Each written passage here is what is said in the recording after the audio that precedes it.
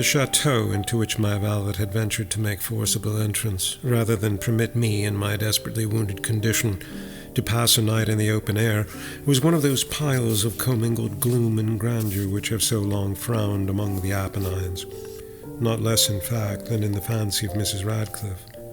To all appearance it had been temporarily and very lately abandoned. We established ourselves in one of the smallest and least sumptuously furnished apartments. It lay in a remote turret of the building. Its decorations were rich, yet tattered and antique. Its walls were hung with tapestry and bedecked with manifold and multiform armorial trophies, together with an unusually great number of very spirited modern paintings in frames of rich golden arabesque. In these paintings, which depended from the walls not only in their main surfaces but in very many nooks which the bizarre architecture of the chateau rendered necessary, in these paintings my incipient delirium perhaps had caused me to take a deep interest, so that I bade Pedro to close the heavy shutters of the room, since it was already night, to light the tongues of a tall candelabrum which stood by the head of my bed, and to throw open far and wide the frigid curtains of black velvet which enveloped the bed itself. I wished all this done that I might resign myself, if not to sleep, at least alternately to the contemplation of these pictures and the perusal of a small volume which had been found upon the pillow and which purported to criticize and describe them. Long, long I read, and devoutly I gazed. Rapidly and gloriously the hours flew by, and the deep midnight came. The position of the candelabrum displeased me, and outreaching my hand with difficulty, rather than disturb my slumbering valet, I placed it so as to throw its rays more fully upon the book. But the action produced an effect altogether unanticipated. The rays of the numerous candles, for there were many, now fell within a niche of the room which had hitherto been thrown into deep shade by one of the bedposts. I thus saw in vivid light a picture all unnoticed before. It was the portrait of a young girl just ripening into womanhood.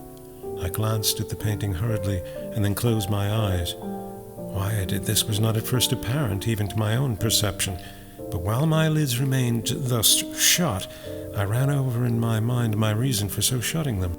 It was an impulsive movement to gain time for thought, to make sure that my vision had not deceived me, to calm and subdue my fancy for a more sober and more certain gaze. In a very few moments I again looked fixedly at the painting. That I now saw aright I could not and would not doubt, for the first flashing of the candles upon the canvas had seemed to dissipate the dreamy stupor which was stealing over my senses, and to startle me at once into waking life. The portrait, I have already said, was that of a young girl. It was a mere head and shoulders done in what is technically termed a vignette manner, much in the style of the favourite heads of Sully. The arms, the bosom, and even the ends of the radiant hair melted imperceptibly into the vague yet deep shadow which formed the background of the whole. The frame was oval, richly gilded and filigreed in Moresque. As a thing of art, nothing could be more admirable than the painting itself, but it could have been neither the execution of the work nor the immortal beauty of the countenance which had so suddenly and so vehemently moved me. Least of all could it have been that my fancy, shaken from its half-slumber, had mistaken the head for that of a living person. I saw at once that the peculiarities of the design, of the vignetting, and of the frame must have instantly dispelled such idea, must have prevented even its momentary entertainment. Thinking earnestly upon these points, I remained, for an hour perhaps, half sitting, half reclining, with my vision riveted upon the portrait. At length, satisfied with the true secret of its effects, I fell back within the bed. I had found the spell of the picture in an absolute lifelikeness of expression, which at first startling finally confounded, subdued, and appalled me. With deep and reverent awe I replaced the candelabrum in its former position. The cause of my deep agitation being thus shut from view, I sought eagerly the volume which discussed the paintings and their histories. Turning to the number which designated the oval portrait, I there read the vague and quaint words which follow. She was a maiden of rarest beauty, and not more lovely than full of glee, and evil was the hour when she saw and loved and wedded the painter.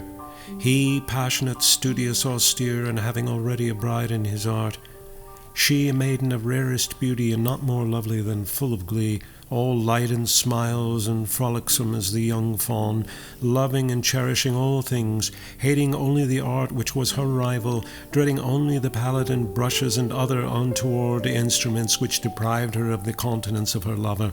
It was thus a terrible thing for this lady to hear the painter speak of his desire to portray even his young bride. But she was humble and obedient, and sat meekly for many weeks in the dark, high turret chamber where the light dripped upon the pale canvas only from overhead. But he, the painter, took glory in his work, which went on from hour to hour and from day to day, and he was a passionate and wild and moody man who became lost in reveries, so that he would not see that the light which fell so ghastly in that lone turret withered the health and the spirits of his bride, who pined visibly to all but him. Yet she smiled on and still on, uncomplainingly, because she saw that the painter, who had high renown, took a fervid and burning pleasure in his task, and wrought day and night to depict her who so loved him, yet who grew daily more dispirited and weak. And in sooth, some who beheld the portrait spoke of its resemblance in low words, as of a mighty marvel, and a proof not less of the power of the painter than of his deep love for her whom he depicted so surpassingly well. But at length, as the labor drew nearer to its conclusion, there were admitted none into the turret, for the painter had grown wild in the ardour of his work, and turned his eyes from the canvas rarely, even to regard the countenance of his wife, and he would not see that the tints which he spread upon the canvas were drawn from the cheeks of her who sat beside him. And when many weeks had passed, and but little remained to do, save one brush upon the mouth and one tint upon the eye, the spirit of the lady again flickered up as the flame within the socket of the lamp. And then the brush was given, and then the tint was placed. And for one moment the painter stood entranced before the work which he had wrought, but in the next, while he yet gazed, he grew tremulous and very pallid, and aghast, and crying with a loud voice, "This is indeed life itself!" turned suddenly to regard his beloved. She was dead.